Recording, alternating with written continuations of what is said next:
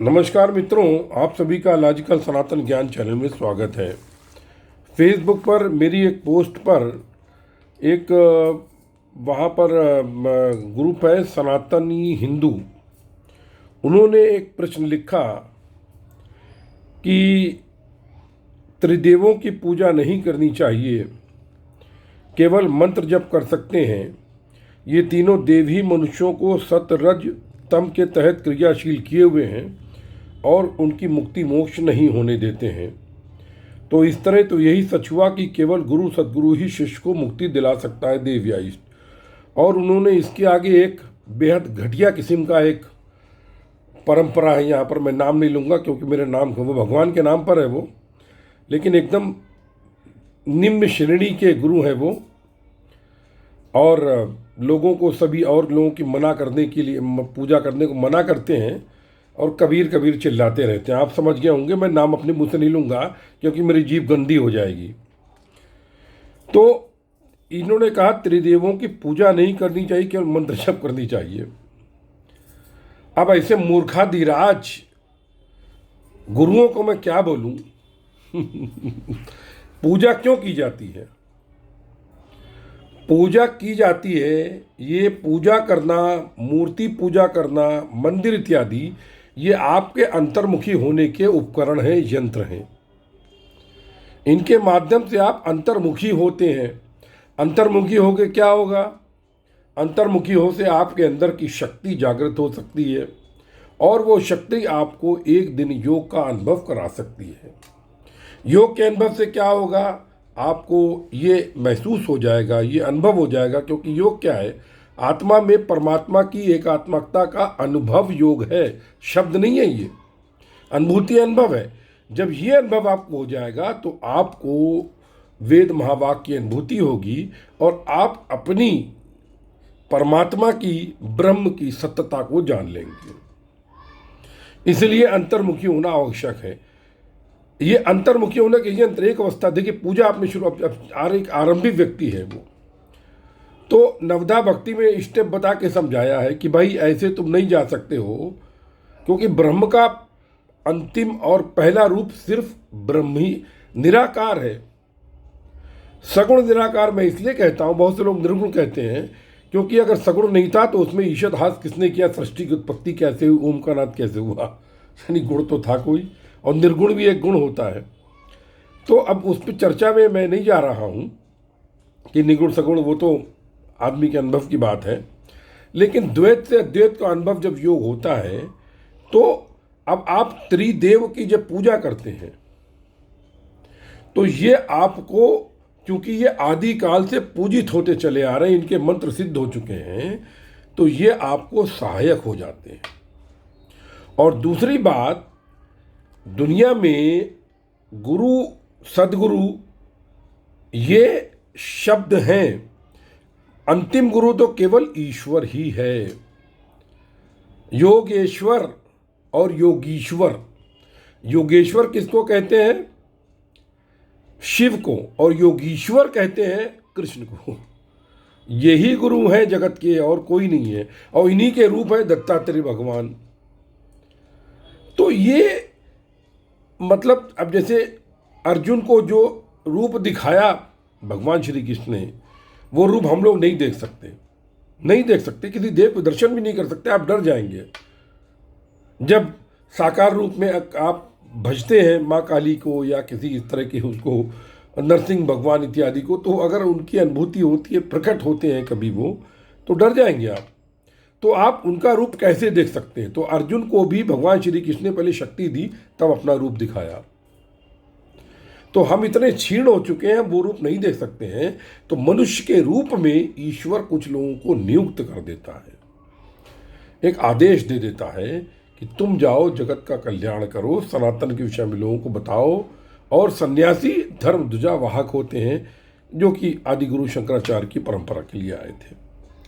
अब प्रश्न ये होता है, आज के ज़माने में 100 में 99 गुरु हैं ही नहीं, केवल दुकान के लिए गुरु बने हैं।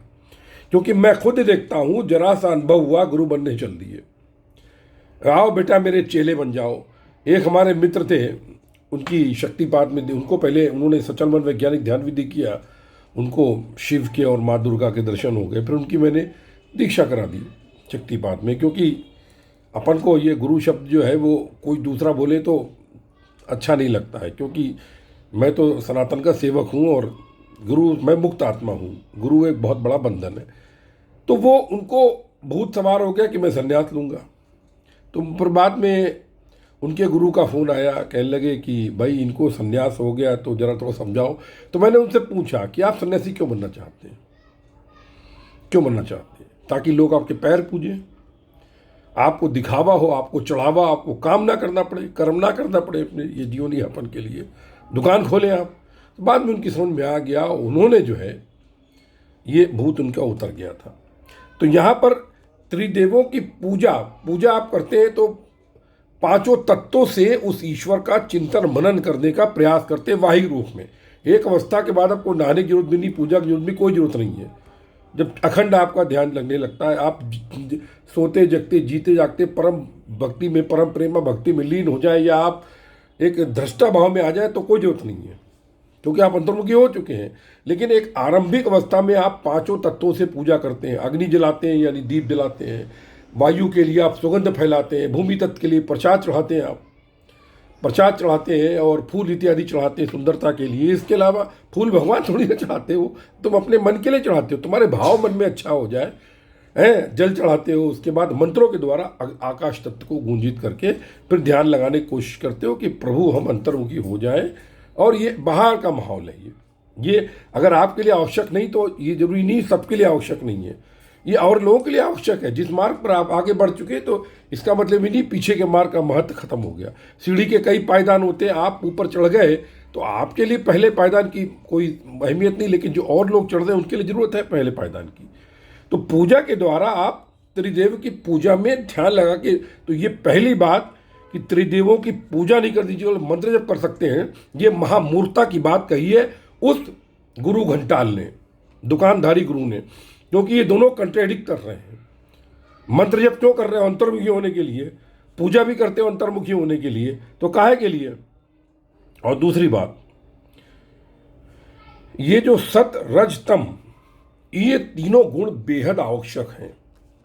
इस सृष्टि का निर्माण सबसे पहले तमगुण पैदा किया, फिर मतलब सृष्टि चलाने के लिए रजोगुण पैदा हुआ, फिर सतगुण पैदा हुआ। जब सृष्टि के उत्पादन के लिए मनुष्य सोचता है तो वो सत्गुण होता है, उसका मार्ग रजोगुण होता है। लेकिन सृष्टि संतान उत्पत्ति के अतिरिक्त जब लिप्त हो जाता है तो वो तमोगुण बन जाता है। ये तीनों गुण के साथ मनुष्य रहता है, तीनों गुण सृष्टि में व्याप्त हैं, ये तीनों भाव हैं और ये तीनों आवश्यक हैं।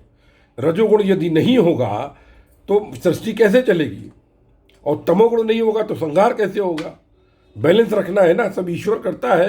तम के द्वारा संहार करता है, रजो के द्वारा निर्माण करता है, सत्य के द्वारा मनुष्य को ये पहचानने की एक तरह से प्रेरित करता है कि तुम ब्रह्म हो, ब्रह्म का रूप हो, ये करता है। और यही काम जो है, जो समर्थ गुरु, सदगुरु नहीं, समर्थ गुरु अगर है तभी वो सदगुरु है। और गुरु घंटाल तो दुनिया में तमाम होते हैं। तो आपका ये जो कहना है, पहली बात तो ये, गुरु की सदगुरु की पहचान आप कैसे करेंगे? कोई दुकानदार मिल गया, गुरु घंटाल फंस गया? आप सबसे पहले अपने इष्ट का, कोई भी देव हो, इष्ट का देव मैं इसलिए कहता हूं क्योंकि उसकी आप आधे काल से पूजा करते आ रहे हैं, जल्दी फलित होगा और आपका आकर्षण भी उसी देव की ओर हो जाएगा। अपने इष्ट का सतत निरंतर निर्बाध मंत्र करते रहें, और एक अवस्था आने के बाद, मंत्र परिपक्व होने के बाद, वो मंत्र आपको आपके सदगुरु तक, आपकी पहले की परंपराओं तक पहुंचा देगा। इसमें कोई संदेह नहीं है, ये मेरे स्वयं का अनुभव है, मैं बता रहा हूं।